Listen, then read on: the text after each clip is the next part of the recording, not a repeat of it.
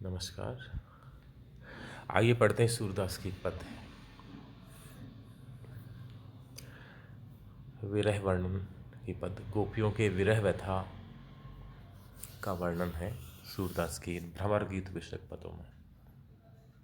हमने पिछले क्लास में बिन गोपाल वैरन भई कुंजय की पद पढ़ा था। अब चौथा पद है प्रीत करी काहू सुख न लयो। आइए पढ़ें। प्रीत करी काहू सुख न लयो, प्रीति पतंग करी दीपक स्यो, आपी प्राण दयो, अलिसुत प्रीत करी जल सुत सो, संपत्ति हाथ गयो, सारंग प्रीत करी जो नाद सो, सन्मुख बाण कहो, हम जो प्रीत करी माधव सो, चल तुन कछु कहो, सूरदास प्रभु बिन दुख दोनों, नैनन नीर भयो। गोपियां उद्धव से कहने लगी कि उद्धव क्या करें, प्रेम की रीत ही ऐसी है। संसार में आज तक जिसने भी प्रेम किया है उसने सुख नहीं पाया, कोई भी सुखी नहीं रह पाया। प्रेम है ही दुख का नाम।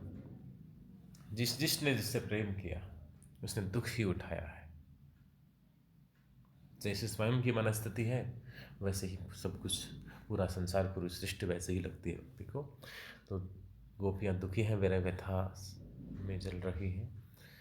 तो उन्हें लगता है कि प्रेम सुख नहीं देता, दुख ही देता है, वेदना का ही कारण होता है।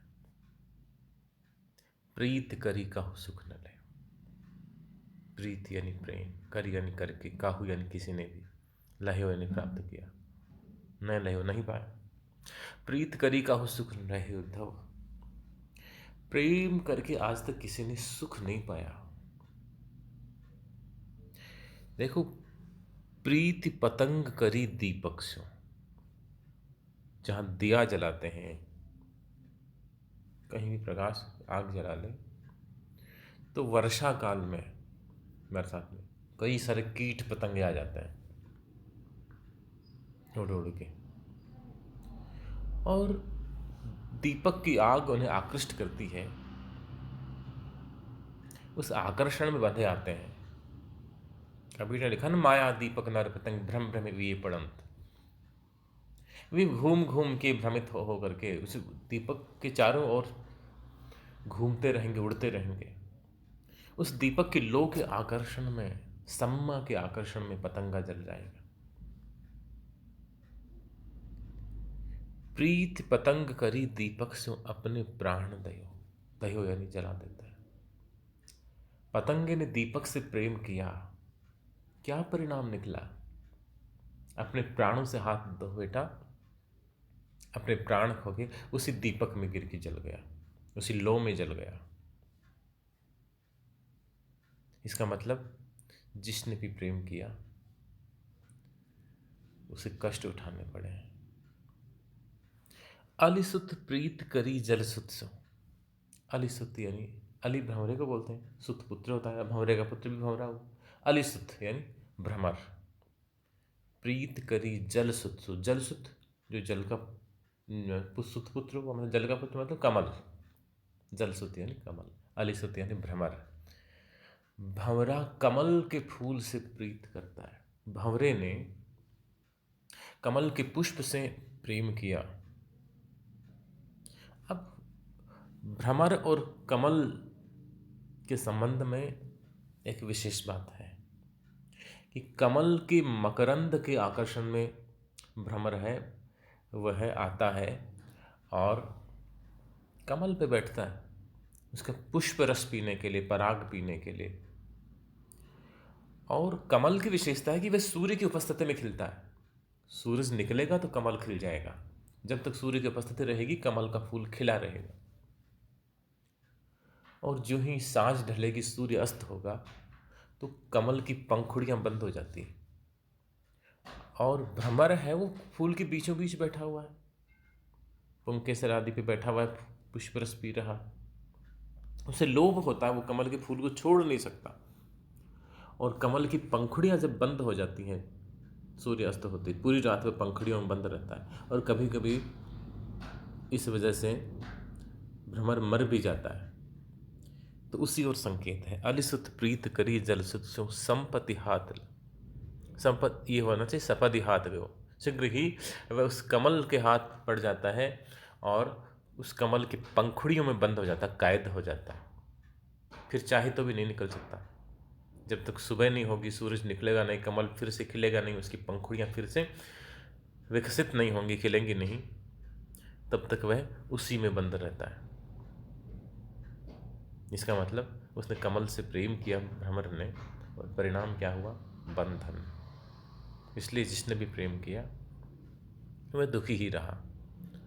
और सुनो उद्धव, सारंग प्रीत करी जो नाद सो, सारंग यानी हरिण, हिरण। सारंग के कई अर्थ हैं, यहाँ अर्थ है हिरण। हरिण है, मृग है, उसको संगीत से बड़ा प्रेम होता है। और जो शिकारी होते हैं जिन्हें हिरण का शिकार करना होता है, हिरण बहुत तेज दौड़ता है, आपने देखा होगा, कुलाचे भरता है। तो हिरण का शिकार करना इतना आसान नहीं है, इसलिए शिकारी क्या करते थे कि हिरण को संगीत का बड़ा शौक होता है। तो शिकारी जंगल में जाते और किसी वादक को, किसी संगीत के जानने वाले को साथ ले जाते, और संगीतज्ञ है वहाँ, संगीत का नाद पैदा करता, संगीत बजाता, वाद्य यंत्र बजाता, और उसके सम्मोहन से, उस संगीत की ध्वनि से प्रभावित होकर के, और हिरण है, मृग है, वह एक जगह खड़ा हो जाता, एक जगह खड़ा हो जाता और सब कुछ भूल जाता उस संगीत के सम्मोहन में। ये वो नाद देख तजदेत मृग, कि नाद सुनकर के मृग अपने प्राण तक त्याग देता है। जो संगीत की ध्वनि के सम्मोहन से आविष्ट होकर हिरण सब कुछ भूल जाता, वो एक जगह खड़ा रह जाता, और शिकारी को अवसर मिलता और वह बाण मार देता या उसे पकड़ लेता हिरण को। तो गोपियां कह रही हैं कि सारंग प्रीत करी जो नाद सो, हिरण ने संगीत से प्रेम किया और उसी संगीत ने उसके प्राण ले लिए। संगीत की वजह से उसके प्राण चले जाते हैं। सन्मुख बाण गए हो, और फिर हिरण को बाण का सामना करना पड़ता है, बाण से बिंध जाता है और अपने प्राणों से हाथ धो देता है। अगर ये हिरण संगीत से, नाद से प्रेम न करता, इसके मोह में न पड़ता, तो उसकी प्राणों की रक्षा हो सकती थी, वह जिंदा रहता। लेकिन क्या करें, प्रेम होता ही ऐसा है। और हमें देख लो, हम जो प्रीत करी माधव सो, माधव कृष्ण, हमने कृष्ण से प्रेम किया, हमें क्या मिला? चलतन कछु कहो, हमें तो कृष्ण ने चलते समय कुछ कहा भी नहीं कि मैं जा रहा हूँगे, तुम अपना ध्यान रखना, है कब आऊँगा, कुछ नहीं कहा, चुपचाप चल दिए।